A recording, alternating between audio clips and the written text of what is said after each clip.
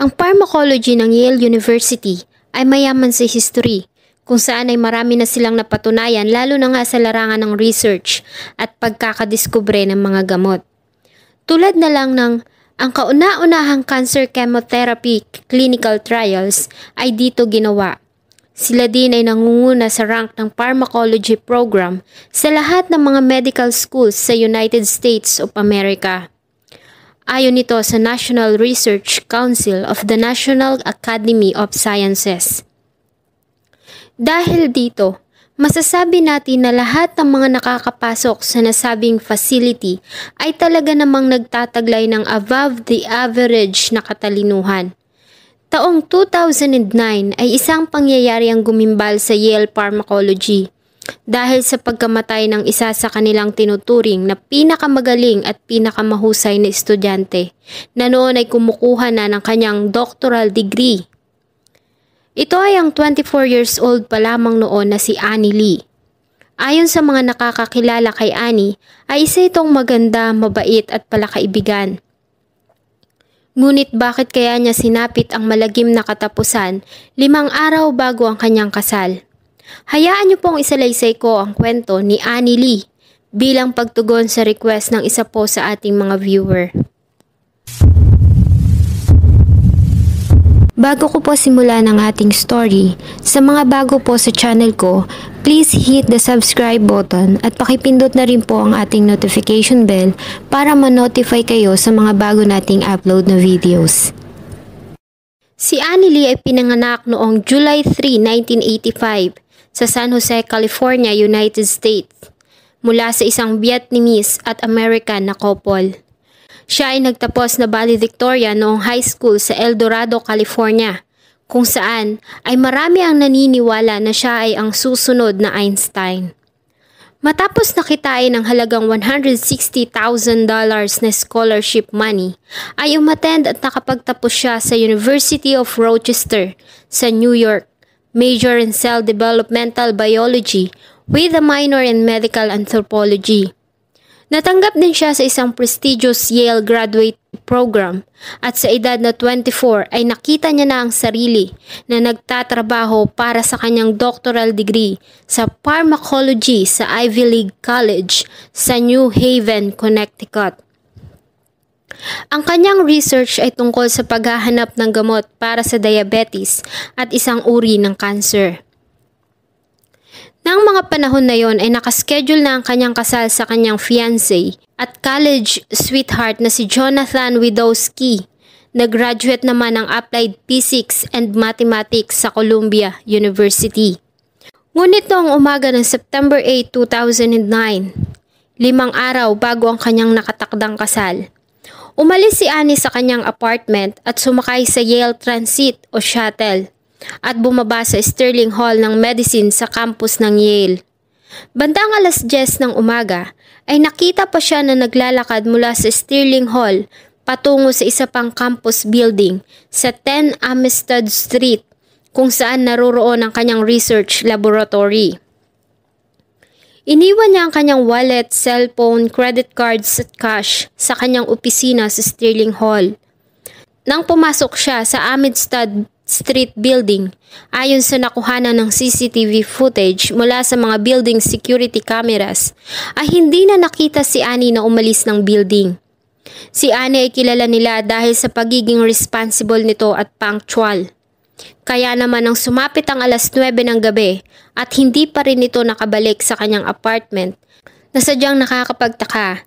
Ang isa sa 5 kasama niya sa bahay ay nagdesisyon ng tumawag sa pulis at nireport nito ang kanyang pagkawala. Nang pumunta ang mga pulis sa Yale para mag-imbestiga, ay napag-alaman nila na ang lahat ng area sa nasabing gusali ay minomonitor ng 70 na mga security cameras. Ang mga kwarto din sa nasabing gusali ay maaari lamang ma-access ng mga taong may Yale identification card. At nang kanilang isa-isahin ang mga camera footage, ay nakita nila si Annie na pumasok sa laboratory room, ngunit hindi na ito lumabas.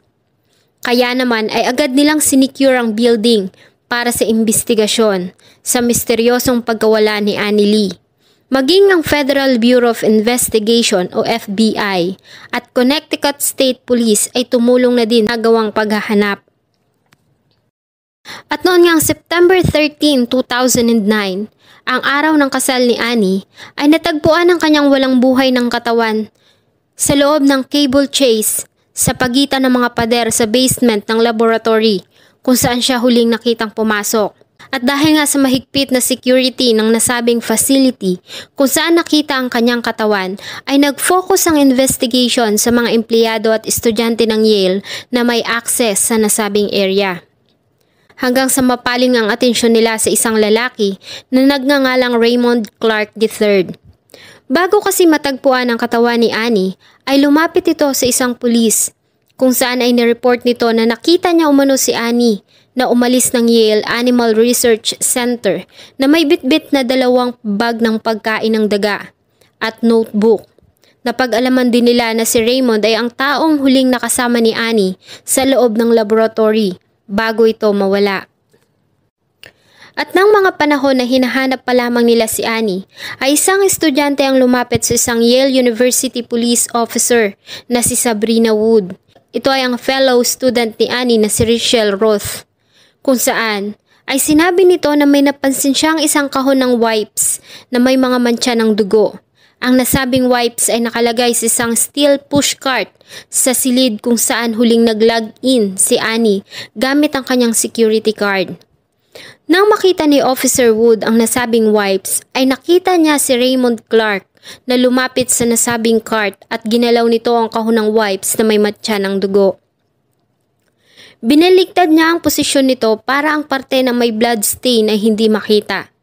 Dahil dito, ay nagsimulang kausapin ni Officer Wood si Clark para hindi nito mahalata ang kanilang suspicion.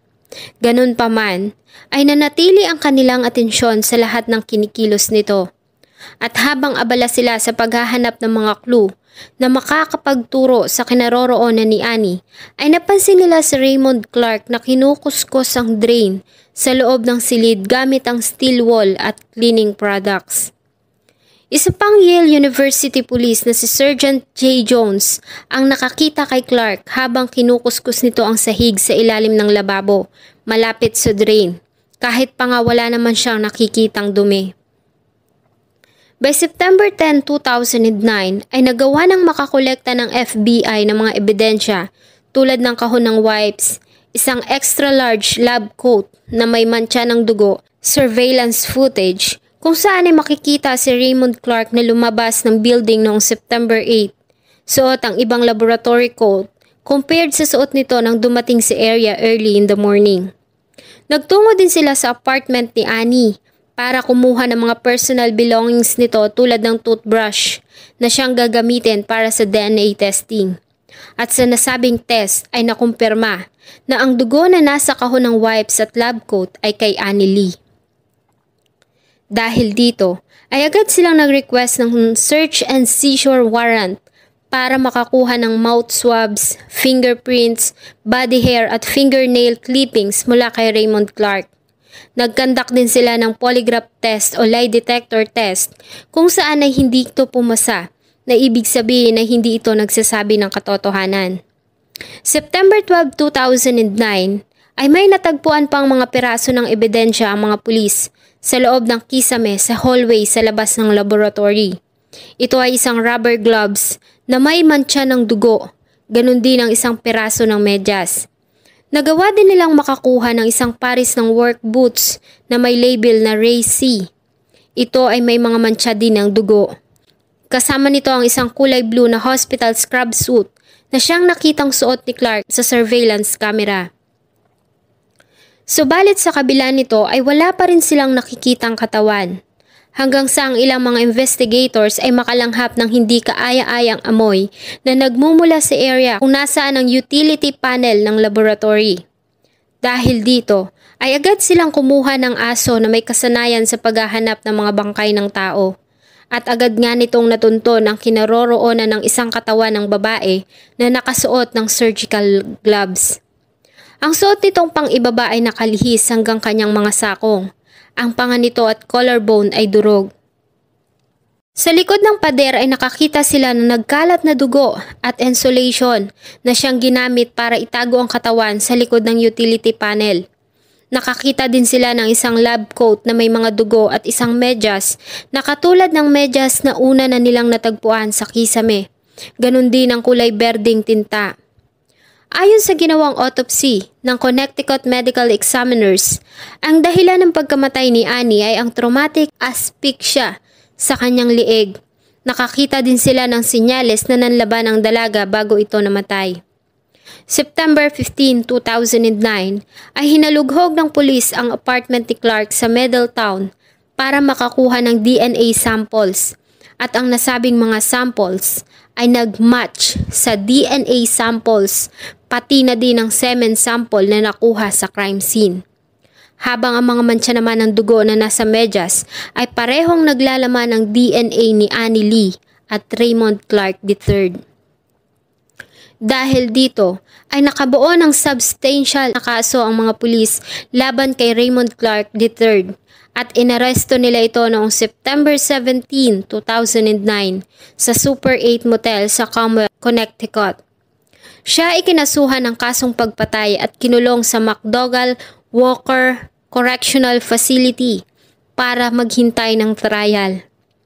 Noong January 2010, during the arraignment, ay nag-plea si Clark ng not guilty, ngunit binago niya din ito at nag-plea ng guilty kapalit ng mas mababang sentensya. March 17, 2011, sa loob ng silid na punong-puno ng mga reporters, kasama ang fiancé at pamilya ni Annie, ganun din ang pamilya ni Clark, ay nag-plea ito ng guilty sa kasong pagpatay kay Annie Lee at siya din ay napatunayang guilty sa pagtatangkang panggagahasa sa biktima. Si Clark ay nakipagkasundo sa hukuman na siya ay magbubuno ng 44 years sa kulungan kapalit ng kanyang pag-amin sa ginawa niyang kasalanan. Wala din itong sinabi kung bakit niya ba ginawa ang nasabang krimen. Ngunit ayon sa mga investigador, ito ay marahil dahil sa pagnanasa, dahil sa sinubukan nitong halayin ng dalaga bago niya ito nagawang patayin. Ganon din ang nakababang panloob na kasuotan nito sa ibabang bahagi ng katawan. Ayon sa New Haven Register, ang most powerful moment ay nangyari na magsalita ang nasasakdal na si Raymond Clark III habang lulumuluha sa harap ng hukuman, kung saan ay humingi ito ng patawad sa lahat ng pamilya at nagmamahal kay Annie at nagpakita ito ng labis na pagsisisi sa kanyang ginawang karahasan. Ganun pa man ay hindi niya na maibabalik ang buhay ni Annie Lee at kailangan niyang pagbayaran ang kanyang ginawang kasalanan. At nilipat na nga siya sa Cheshire Correctional Institution sa New Haven County, Connecticut, kung saan siya mananatili hanggang 2053. Ang memorials ni Annie ay ginawa sa California, Sierra Nevada foothills, malapit sa kung saan ito lumaki. At siya ay dinaan sa Holy Trinity Catholic Church sa El Dorado Hills, California. Ang kanyang funeral service ay inere ng live sa internet. Maging ang community ng Yale ay nagpahatid din ng kanilang pagdadalamhati publicly. Sa isang pahina ng Yale Daily News ay sinabi ng isang professor at Cold War historian na si John Lewis Gaddis na ang September 14, 2009 ay ang isa sa pinakamalungkot na araw para sa kanilang klase. At dahil sa isa si Annie sa pinakamatalino at hinahangaan ng marami sa Yale, ang kanyang pagkamatay ay talaga namang sinubaybayan ng media. Hindi na din natapos ni Annie Lee ang kanyang ginagawang research tungkol sa isang formula na may kinalaman sa pagpapagaling ng sakit na diabetes at ganun din ang isang uri ng cancer.